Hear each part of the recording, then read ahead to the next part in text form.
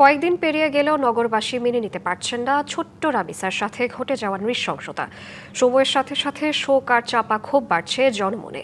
দাবি উঠেছে এ ধরনের অপরাধে দায়ীদের দৃষ্টান্তমূলক শাস্তির পাশাপাশি শিশুদের নিরাপত্তা নিশ্চিতে দ্রুত বিচার ট্রাইব্যুনালের কার্যকারিতা বাড়ানোর তাগিদ তাদের।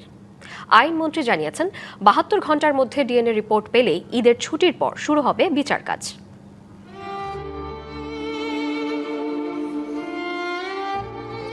শোকে স্তব্ধ শিশু রামিসার পরিবার। সন্তান হারানোর এই কষ্ট হয়তো এক জীবনে ভোলা অসম্ভব। চোখের পানি এখনো শুকায়নি স্বজনদের। কেবল রামিসার পরিবার নয়, নির্মম এই হত্যাকাণ্ডের ঘটনায় ক্ষুব্ধ পুরো এলাকাবাসী।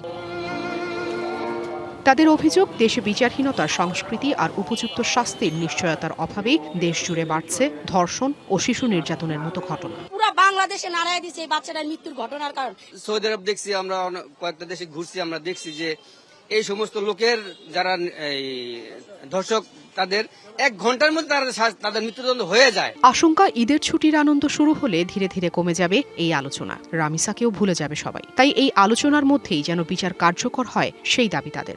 শিশু হত্যা হলে এখন মনে করেন এই যে ৬ মাস ২ বছর ৫ বছর খাইটা জামিনে বাইরে যাবে, এটা বাংলাদেশের মানুষ চাচ্ছে না। আমাদের বড় ভাই যে আজকে সরকারকে চ্যালেঞ্জ করে দিয়েছে যে এই দেশে বিচার হয় না, সরকার এটারে ঈদের আগে এটারে আইন পাশ করে সরকার চ্যালেঞ্জ করে দেখ। আর রামিসার হত্যা ও ধর্ষণের বিচারে সরকার বদ্ধপরিকর বলে মন্তব্য করেছেন আইনমন্ত্রী মোহাম্মদ আসাদুজ্জামান। ঈদ আসবে, সাথে ক্যাশব্যাকও আসবে। নিজের বা প্রিয়জনের জন্য কেনাকাটায় এবারও নগদ পেমেন্টে পাচ্ছেন দারুণ ক্যাশব্যাক। তাই যাই কিনুন, পেমেন্ট করুন নগদে।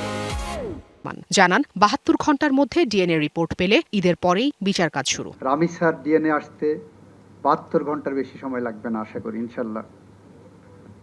আমাদের টপ প্রায়োরিটির মধ্যে এটা আছে। এবং ডিএনএ রিপোর্ট আসার সাথে সাথে ২৫ তারিখ থেকে সরকারি ছুটি।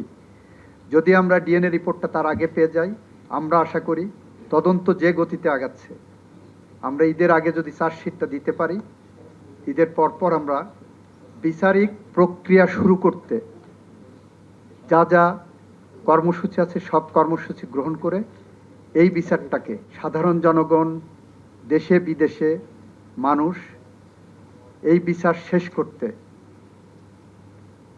যতটা প্রত্যাশা করে, প্রত্যাশা পূরণ করতে আমরা সক্ষম হব। বিচারহীনতার সংস্কৃতি ভেঙে দ্রুত শাস্তি নিশ্চিত করা গেলে ভবিষ্যতে এমন অপরাধ অনেকটাই কমে যাবে বলে মনে করছেন সচেতন নাগরিকরা। Afrin Anwar, DBC news, Dhaka.